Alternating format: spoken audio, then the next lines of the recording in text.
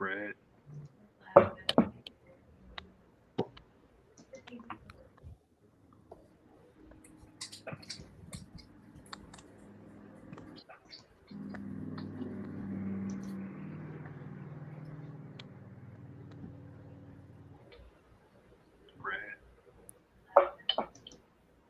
Are we live? I think so. I think we're live. Oh, thank you. Dante's here. We're live. I do see that. Thank you, Dante. She messaged me. I know we're live now. Are we live? Yes. Okay. So, hi, everybody. Welcome. I guess if you're on the East Coast, you know what's going on with the storm that's coming up. So hopefully the stream stays stable and we can get through this whole thing today. Otherwise, I would be terribly disappointed. So I'm Mike Lasagna, your resident, really excitable bookseller. And we are here today to celebrate the launch of Roselle Lim's newest book, Vanessa Yu's Magical Paris Tea Shop.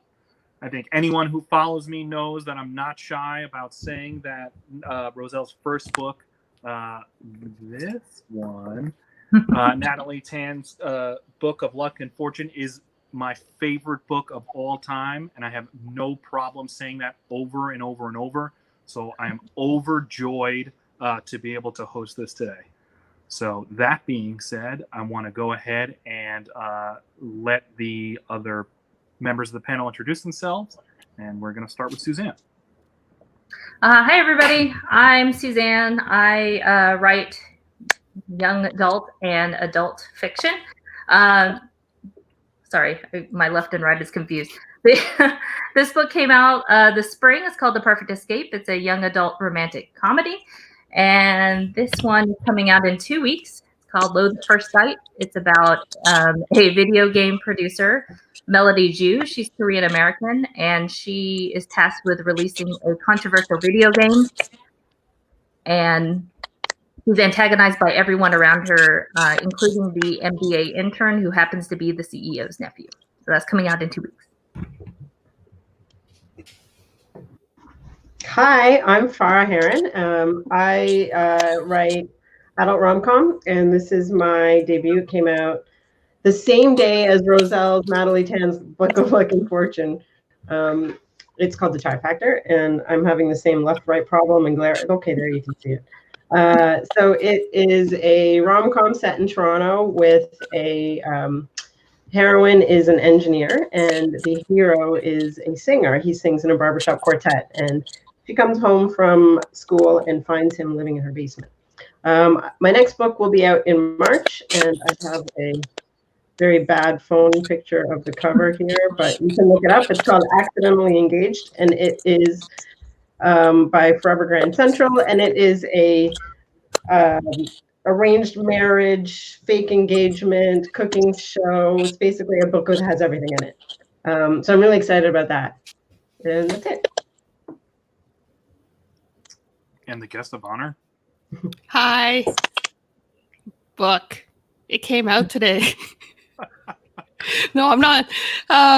It's a lot about, if you've read any of my books, it's a lot about family and food and family drama and more food and a little bit of magic. And in the case for Vanessa, it's Vanessa going to Paris with her Aunt Evelyn to take some clairvoyant lessons so she can get a better handle of her fortunes that she happens to spit out at inopportune moments. And that's what the book's about.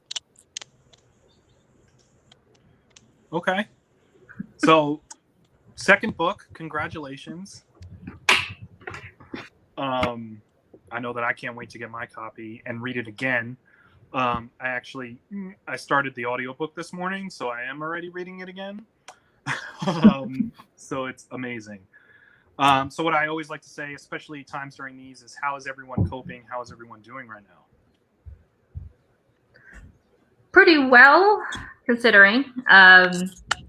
Yeah, I've been able to, I've had to write a lot actually during this pandemic because of deadlines. So I just turned in something yesterday. My young adult book that's coming out next year. So that is a big thing that got off my plate. So all things considered, pretty good. What about you, Farah? Yeah, I think about the same. I consider myself lucky that I've had a bunch of deadlines during pandemic because I think I prefer to stay busy. Worry, anxious, very, very grateful that we're all healthy and doing well. But it's a weird time. I think that we need these books and books about family and funny books and books about food. I think we really need that kind of comfort right now. I live in a rural town away from Toronto, where all the good food is. One of the things that I really, really miss during this pandemic is being able to get all of the food, like bubble tea, which Suzanne is drinking right now. Cheers. That Chinese barbecue and Vietnamese food, like spring rolls, Filipino food, all of this stuff. I can't. The problem is that I live out in the country. I can't get the ingredients, even if I wanted to recreate it anyway. And tomorrow, we're planning to drive out to bookstores to sign books. And I already have a wish list of all the food that I need to cram in the trunk to get home.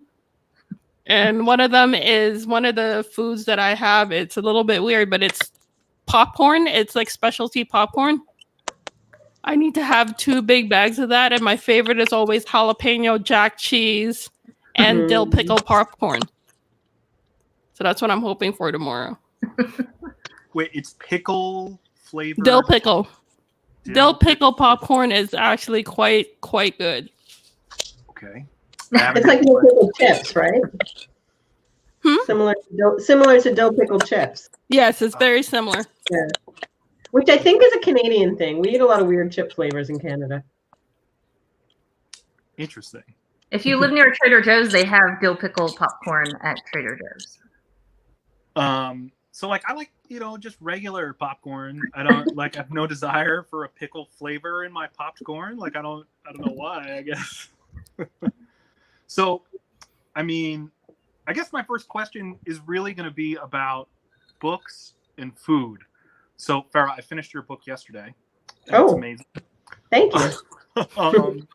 Suzanne, I've obviously I read your YA book, and then I literally threaten my family every year, well, the last Thanksgiving and every other holiday, that I will make every recipe from Natalie's hands, and I will do it with Vanessa too for Thanksgiving or any holiday.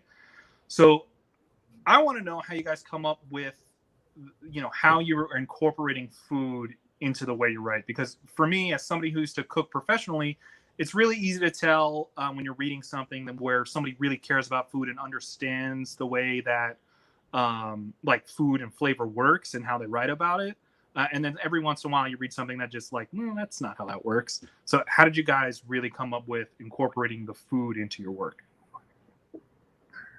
So ironically, the book I'm writing now, the adult book, will have a lot more about food. Not too much can be disclosed about it, but it does involve a Korean cooking show. But the past books that are out or soon to be out, they do incorporate food to some degree, because I think with at least Korean culture and Korean families, food is something that they center a lot of their love around. So feeding people and making sure they're fed. In my books, because they are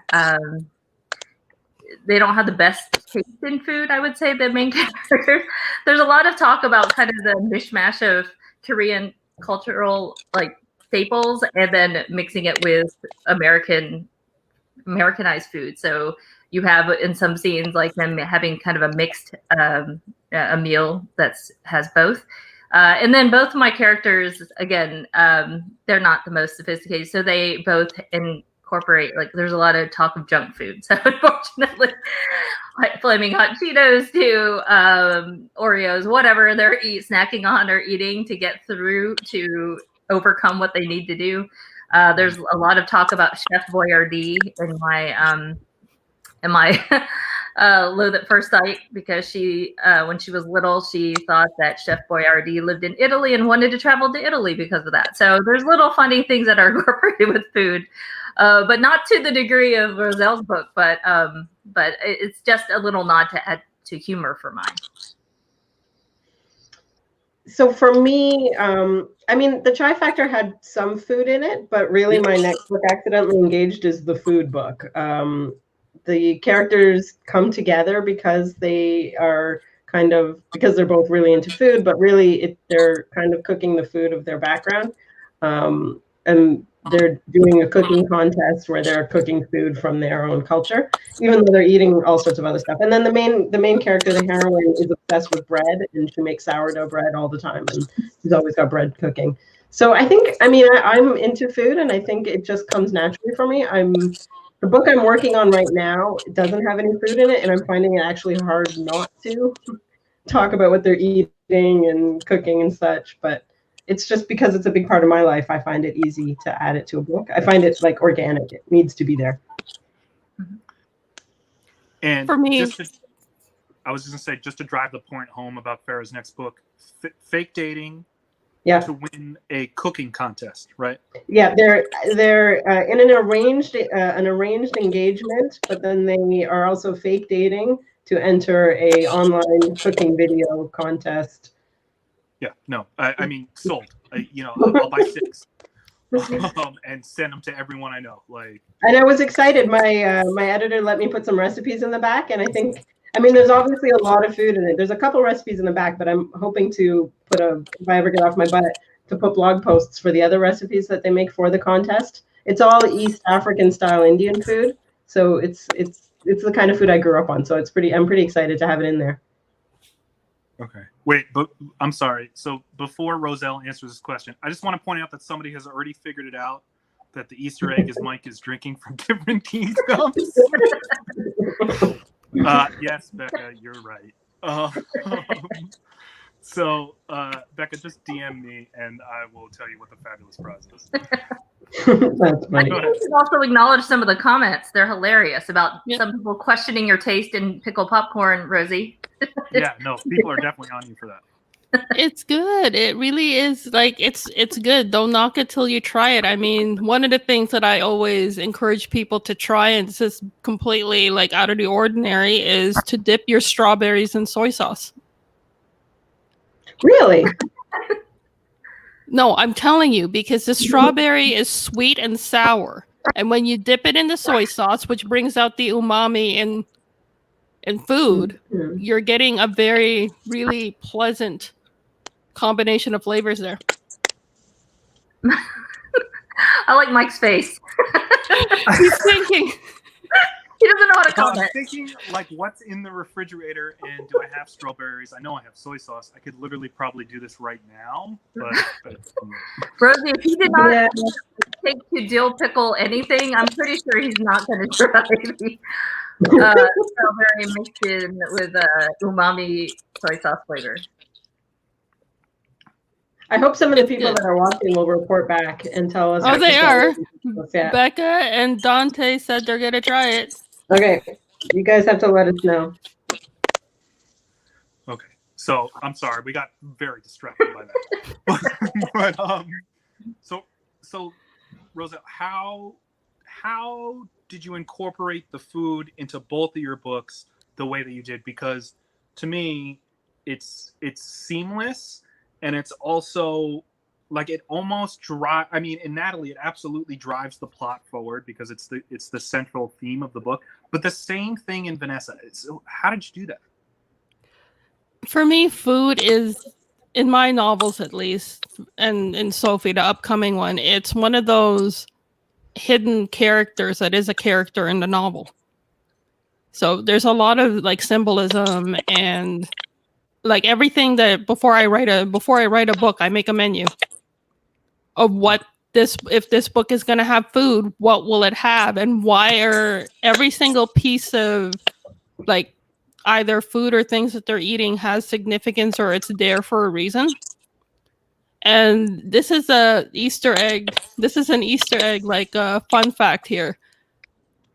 I really liked food so much before I even started writing novels. I went on the Diz boards and started doing restaurant reviews for the time I went to Disney once. And when accompanying my pictures were all of the descriptions of the food that I ate. And it kind of, and everybody's like, oh my God, like that is exactly what it tastes like.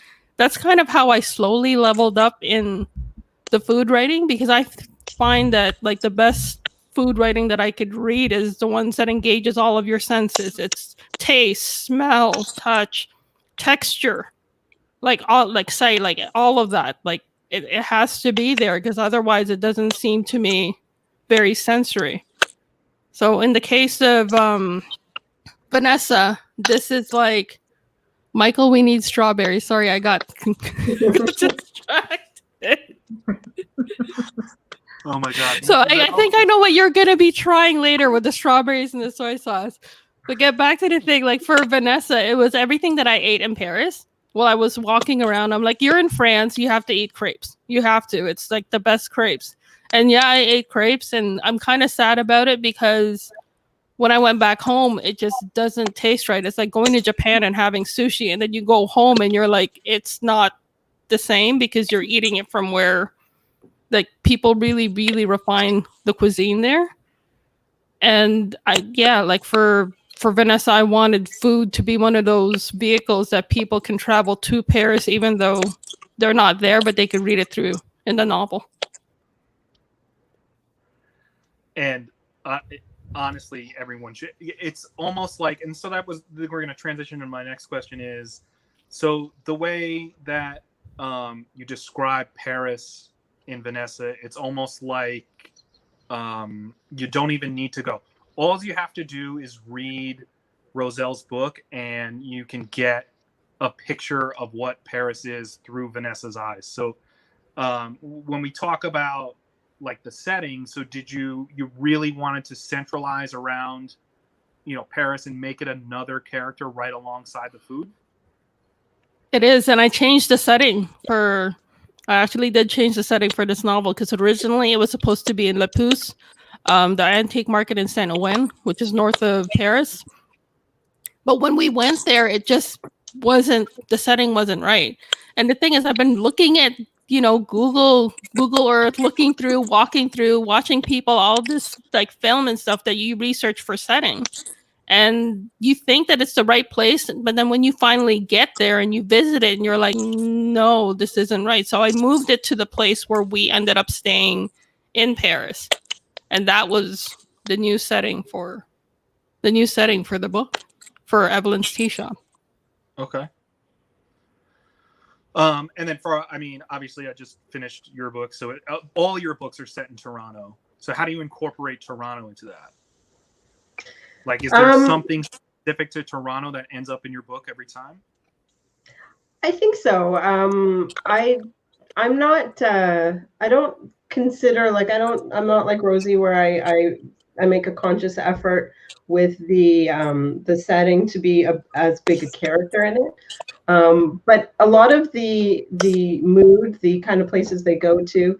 For example, in Chai Factor, it never actually mentions what part of Toronto they're in, but I've had several people say, I know that restaurant that you're describing, even though I changed the name. There's no restaurant, like, I changed the names of everything, but they're all real places, and people are like, I know exactly what you're talking about. So it's that kind of feeling, it's that familiarity, especially since there's not a lot of books that are set in Toronto. So I like that I've been able to give that familiarity to people here, that they can say, oh, this actually has that Toronto vibe, that Toronto feel. But at the same time, I kind of want to set something somewhere else one day. I've done a lot of traveling, and I've never set a book somewhere where I've been, other than Toronto. So I kind of want to one day, but I don't know. I have to think of an idea. Okay. And Suzanne, so like, your YA book is set in a zombie escape room in the woods. So how are you incorporating? In Loathe, it has obviously neither one of those settings. For me, well, the one thing they both have in common is Seattle. So I lived there for almost 10 years. And it's funny, I think Rachel Lynn Solomon and I were having a conversation about how Seattle as a place can inspire so many like nostalgic feelings, and just the weather, everything just has this setting that you can put into a book, and it's almost transports you to this other place. And it, when I was writing both of those books, it just immediately had to be Seattle. I don't know why. But when I started writing it, I realized how kind of in love I was with how Seattle is as a place to live.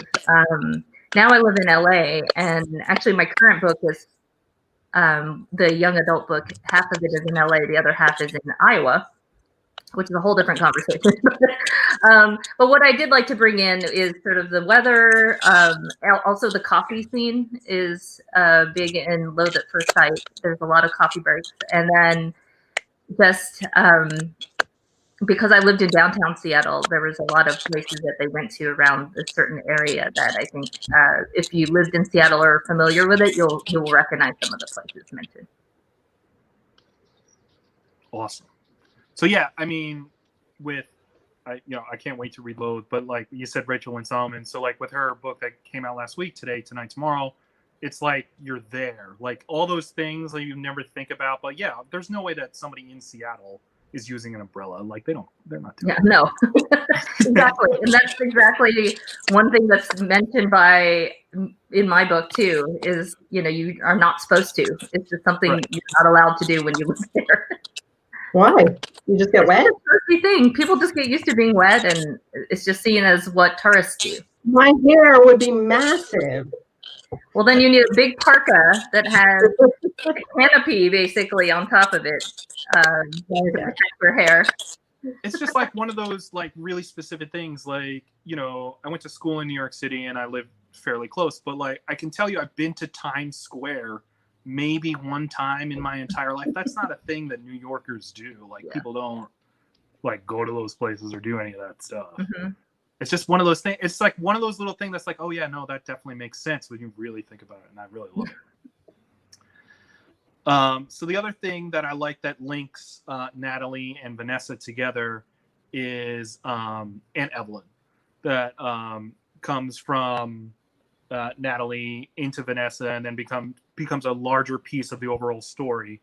So I wanted to ask about influential aunties for you guys, because I'm sure you've got them, or like really crazy stories.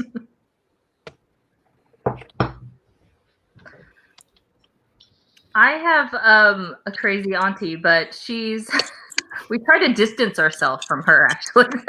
Wait, you want me to scroll through and make sure your mom's not on here? I did warn Mike, if my mom comes on, that I can't talk about influential aunties. But she's just from a different socioeconomic background, plus she has a lot of opinions about how things should be. So anytime she gets involved with, either comes to a wedding or comes to some sort of big family event, there's always this big aftermath of just chaos that she just somehow, whatever she says or things she does, just creates a tidal wave of commotion. And there's no other way to put it. It's not even like she's meddling on the day-to-day level. It's just that there's things that come out of her mouth, whether it's something about comparative things or it's suggestions on parenting to anything. It just starts the tidal wave of insanity. And so we keep her kind of at a distance. So it's only special times, but then that almost makes it worse, because that when she does make an appearance, it's like everything stops. It's like you can hear the record scratch, as she walks through the door. But yeah, so she lives close enough, but yeah, hopefully nobody from my family's on. If not, this is all fictional. Gotcha. Yeah, we totally just made that up. Don't worry about it. Yeah. So just before we go any further, I just want to call out Dante for saying that in Alaska we don't wear any snow gear. We are very tough. I don't believe that for a second. Not for one second. I'm literally going to look up the weather in wherever you are right now. So, but anyway.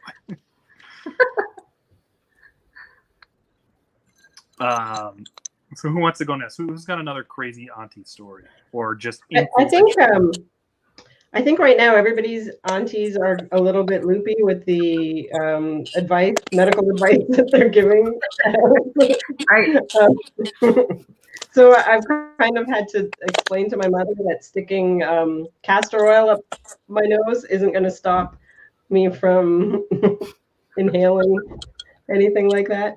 It was funny. I was talking to some other authors, all South Asian authors, and all of us our mothers had told us within the first few weeks of Corona, all of us had been told by our mothers to drink boiling water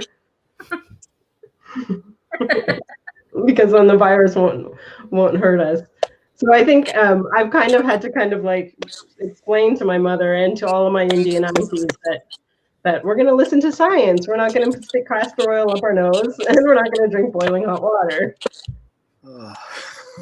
That does remind me that my mom and her side of the family all believe that kimchi solves everything. It stops SARS in Korea. So, and then there's articles going around that it is helping prevent coronavirus. So that news has hit my inbox several times by family members. So I just wanted to point that out. So kimchi to stop the virus. Yeah. I'll tell my husband, he'll be excited. He likes kimchi. Yeah, all the fermentation. Yeah. Well, I Spices. can feel that fermentation is good for you. It's got lots of good benefits for your but I don't know. Sure. So in my mind, I know what's in kimchi. I know how it works, and I know that it totally is not true, and it doesn't. So but in my mind, I'm like, yeah, maybe if it's enough. It doesn't hurt. It won't hurt. No. Oh my god. So, Rosie, who birthed the auntie that carries us through. Okay. I have one auntie.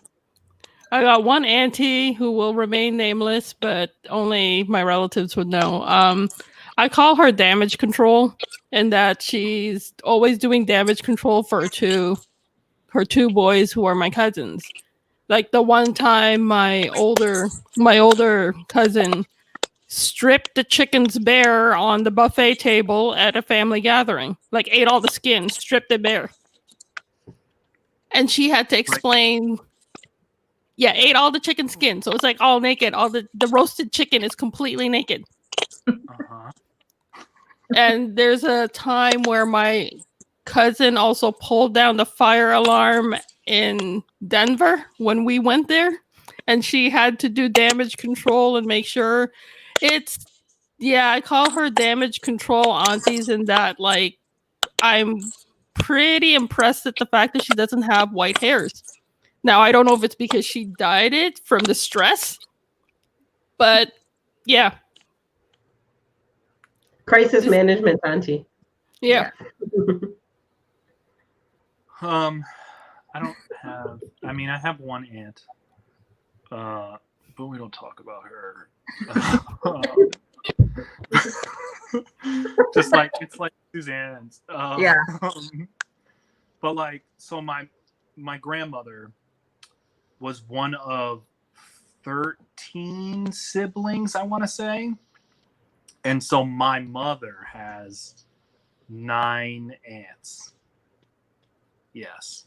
So, and I don't know. It's a circus. I wish I could bring in cameras when they're all together and you can see. One of them is 90 years old and she lives alone in Puerto Rico and still drives. Doesn't speak English. One of them lives in Texas and travels the world to this day and is going to outlive us all. It is surreal what it's like. And they're all they all want to come. But for when the baby comes and it is going, I don't know what I'm going to do. I might have to move out. Oh, reminds me, I had one auntie who gave me really bad baby advice, which is she said, I'm not allowed to, after having a kid, I'm not allowed to bathe for a month. Ew. Yeah, I know. I told my GP, my doctor, and I'm like, so my aunt told me I'm not allowed to bathe in a month. And she said the only thing that I can do is use a towel, a damp cloth. That was it. And I was like, why? this is like a Chinese thing because it's not only her. There's like 3 others that kind of just backed it up and said, "Yeah, you're not supposed to." Something about the baby's immune system or something that you got to get all the germs in or something in your first month. I have no idea. I don't even know. I don't even know. What to say. I like how Mike asks these questions and then gets very uncomfortable with all of the answers to these questions. Just like I don't. Wow, it just wasn't. That wasn't where I thought we were gonna go. I just didn't know what was happening. I'm gonna say to the chat, now is the time to get your questions ready if you have any. And then I was going to say, ask what everybody is reading right now and what everyone is looking forward to coming out for the rest of 2020.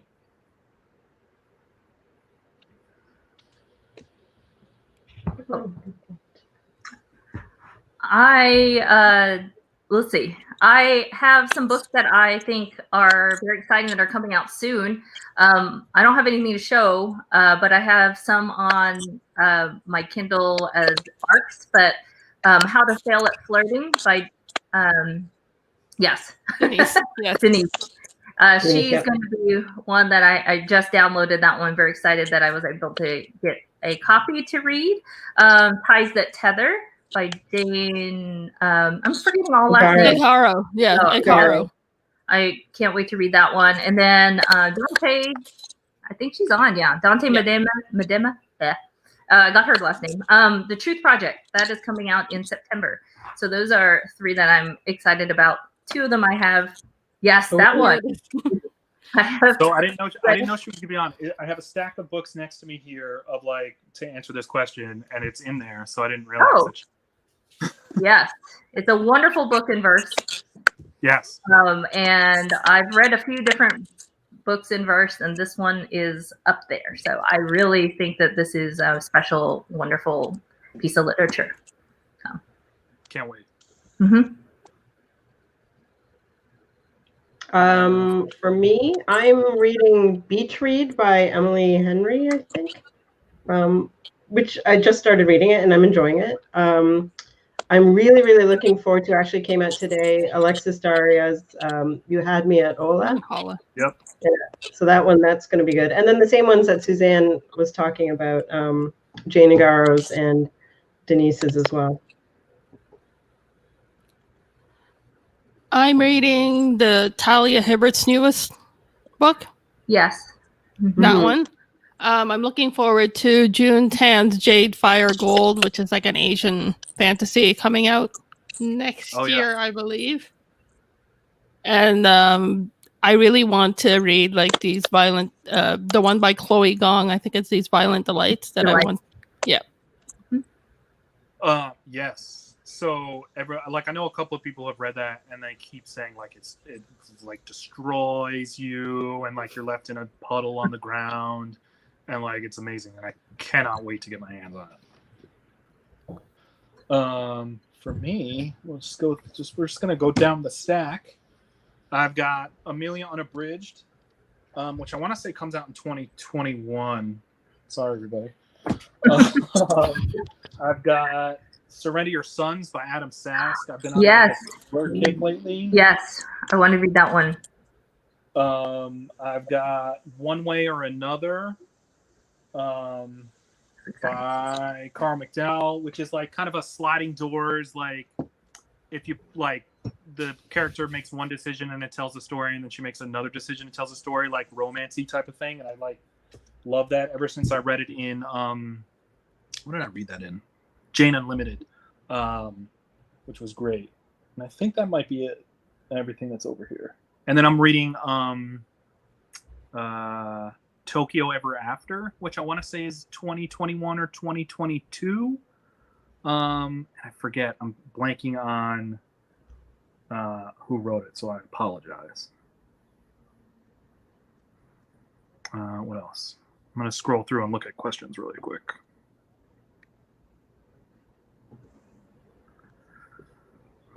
Let's see. Becca asks, what snack should I have when I'm reading The Magical Paris Tea Shop? Madeleines. No. I miss them so much. If I had to choose in like a battle royale fight of macarons versus Madeleines, yeah, I would choose Madeleines. I would choose macaron. Oh, you have macarons. I did. I went all out for Rosie today. I went and got bubble tea and macarons mashed up on a loop around my neighborhood. But yes, I did. And one is missing, so I suspect my daughter has already found this stash because it's gone. Yeah, there's literally a hole right here. Oh, somebody's correcting me. Amiko Jean is writing Tokyo Ever After. Yes, thank you. I'm sorry. So wait, Madeleines, are they chocolate dipped? One side or plain? Any kind. Like honestly, and I will take it. Like I like the ones that are chocolate dipped on an angle with pistachios crushed. Oh yes, the classic combination. I thought she was going to say soy sauce dipped, and I was going to have to log out. That'd be it. I can't handle that. Never doing this I'm again. not allowed. No, there are some really, really good, like weird combos, like of food that I want to like preach to everybody. That includes the soy sauce and the strawberry.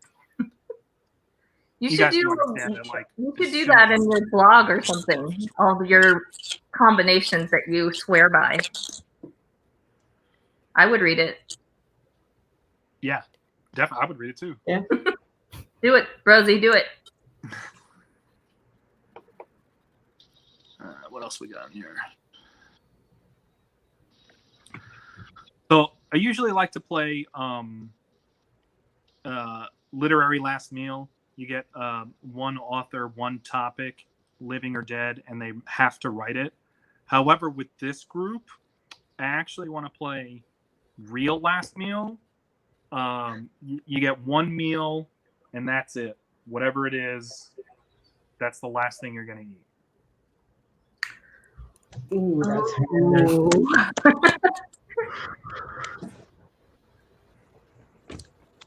See, my daughter has a variation of that question, which is if you had to eat one meal forever, every day, Yeah. which one would you? And that one is a hard. That would be compatible, yeah. Yeah. This is a tough. That one, like, you'd be like, oh, I don't know, salad, chicken, something, like, because you'd want to survive. But this is the last thing that you're going to eat and taste. Oh.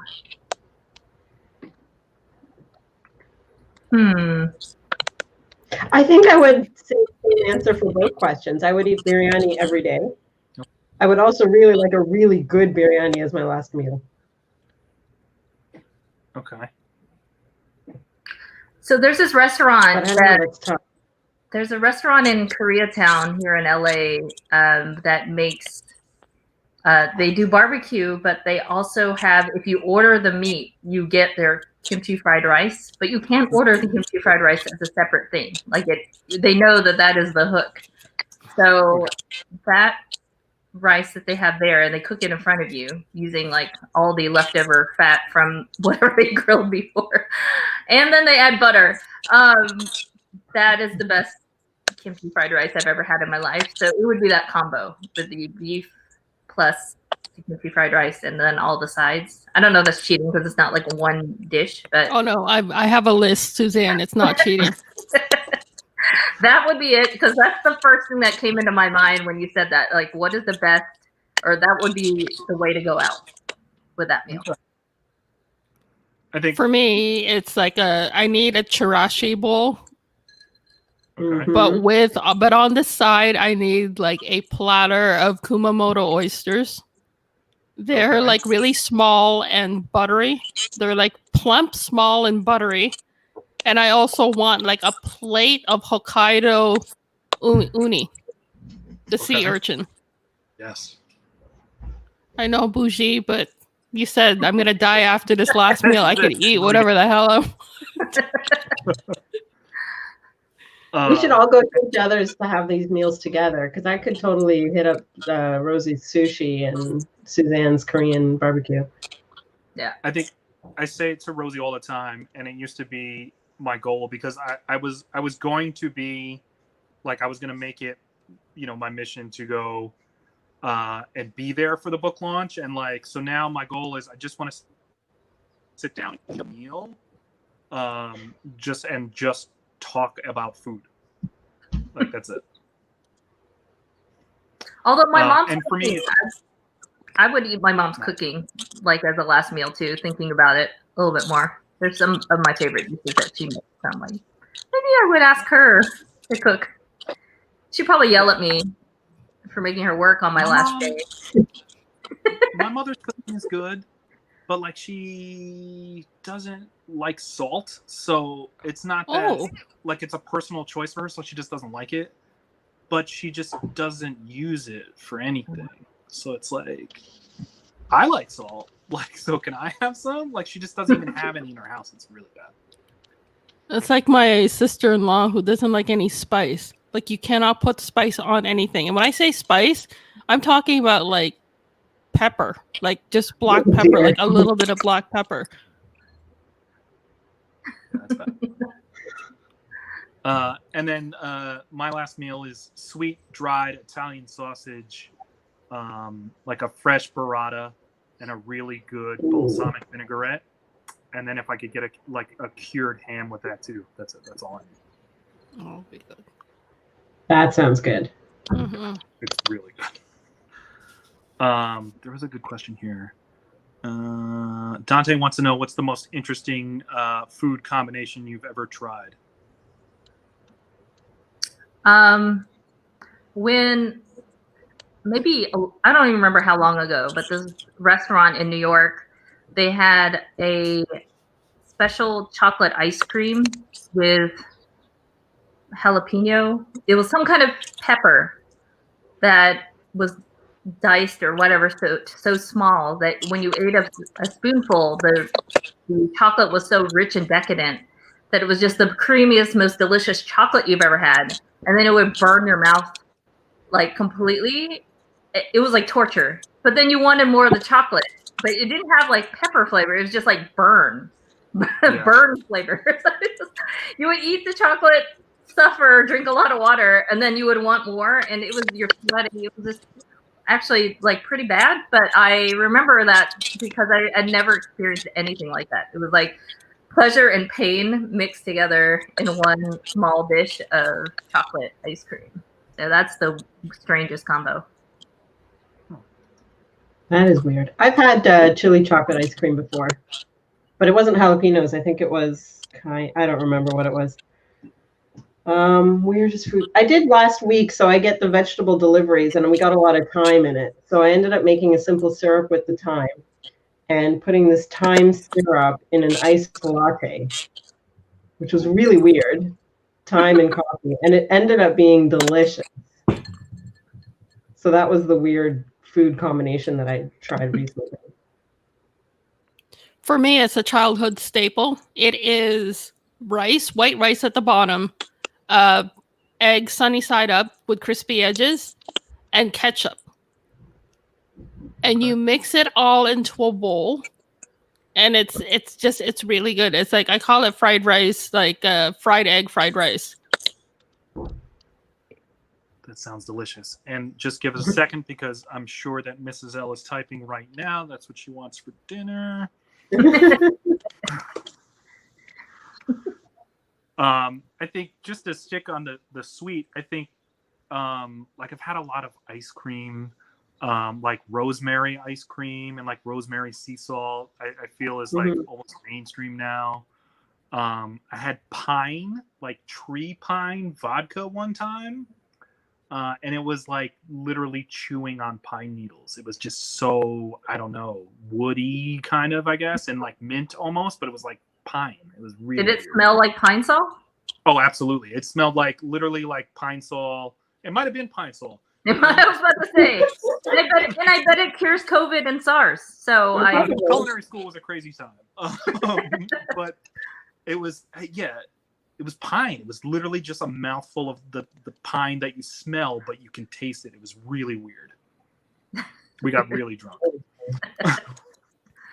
Have any of you ever had cheese and corn ice cream, which is a Filipino staple? Yeah, I've had that before. I got it from the Filipino restaurant. Yeah.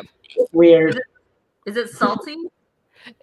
It's cheese and corn. It's got like little corn bits, so sweetness from the corn, Okay. and then the cheese has a little bit of the salt in it. But it's a really like I grew up with it. It was really good. And like the cheese almost adds like a cream that you would get Yep. from like the milk base ice cream, but it's cheese. We're making someone. My favorite ice cream is Hong Kong milk tea flavor. Mm. That they have a couple places in Toronto that make that. Yeah, basically a bubble tea in ice cream form. Ooh. It's really good. And there's a place in Toronto that makes the Hong Kong milk tea gelato, and they serve it on like they put boba in the bowl first, and then they put a scoop of the gelato on top. It's good. Wow. So good. That's amazing. Somebody wants to know, Roselle, what was your favorite pastry that you ate during your time in Paris? I tried to eat everything. I wished I was a cow when I was walking around Paris, because cows have 4 stomachs, so it means I could cram more food in. But it's like, oh god, one of the things that I really, really liked was the sorbets, in that they have cassis flavor, which is a black currant, which is really common there.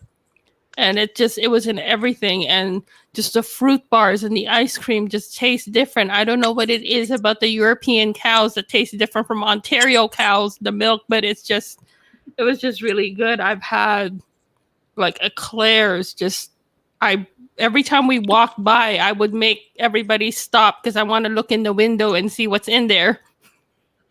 So I'm so happy that you said that, because a couple of days ago, it might have been last week, you tweeted a picture of the Macron shop. And if you zoom in on that picture, your face in the window is just like, yeah, like you're trying to it's get my into the glass. Yeah, it's my church. It's basically me. Like, the bread, oh my goodness, the bread, the bakeries, they just have just the baskets of like these braided, like they have egg bread, they have it all in different shapes, and it smells so good. Like it's the smell. And like for pastries, there was one of the places I went into was like this chocolate store. It's like a chocolaterie. Walked in and they had cacao covered roasted almonds. And it was just really simple. It wasn't sweet. It was actually like, the bitterness a little. It was milk chocolate, but there's a hint of bitterness from the roasted. Mm-hmm. And then they had that. They had gelatos. They had sablés. They had chocolate shortbread as well. And that one was really good, Eunice. The chocolate shortbread was really, really, really good. And I regretted promising people that I would bring the damn thing home unmolested when I could have eaten the whole thing there. Okay. I think we've got time for maybe one more question if somebody's got one. And also, before I forget, in the description for the stream here is links to everyone's books. So pre-order for Suzanne's book, and then the one that came out in April. I've got Farah's book is in there, and then, of course, both of Roselle's books are in there as well. I just want to make sure I told everybody that before I forgot. I'm going to have to go get ice cream. I see that Mrs. L says, sounds good to me, so it looks like I'm frying eggs and making rice today.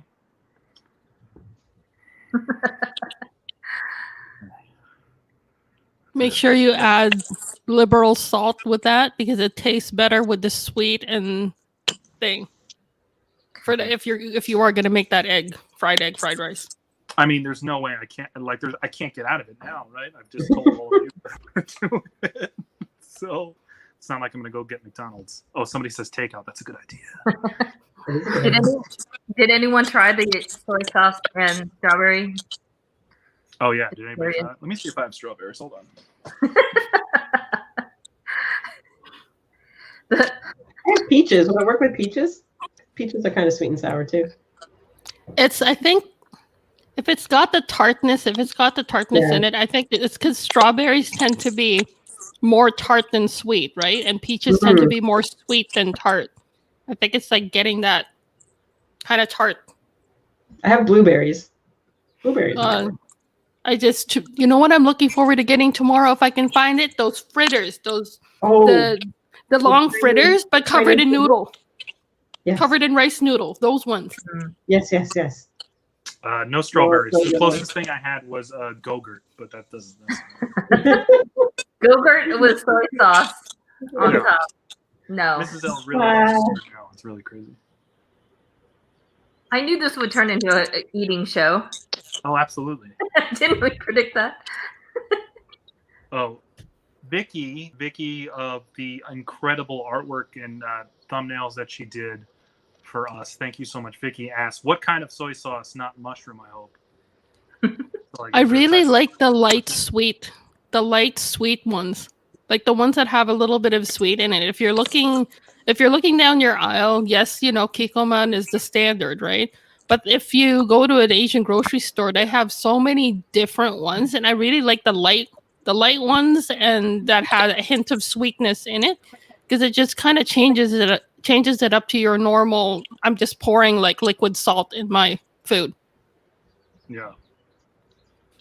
I'm gonna say go ahead and do it, Jen. Definitely do blackberries and soy sauce, and just see what happens. It can't go wrong. I don't think. Report back. And then yes, peaches and balsamic is a pretty standard Third. combination. That sounds good. Mm-hmm. Pears and balsamic is good too. Really, any I think I have some like fruit. fancy balsamic I bought in Spain. I'm gonna try that with peaches. No. Like a red, like a blood orange too is also really good. All right. That sounds good. Yeah, it is. I think I have a blood orange for sure. Okay. Well, if nobody has any more questions, I think I'm going to end it. So, yes, absolutely. Thank you, everyone, for coming and watching. Thank you, everyone, for coming and being on the panel today on, what I would say is short notice. Thank you for hosting. Thank you so much, Mike. Yes, Happy thank book you. This was fun. Happy book birthday. Happy birthday. All right. Thank you, everybody. Goodbye. Bye-bye.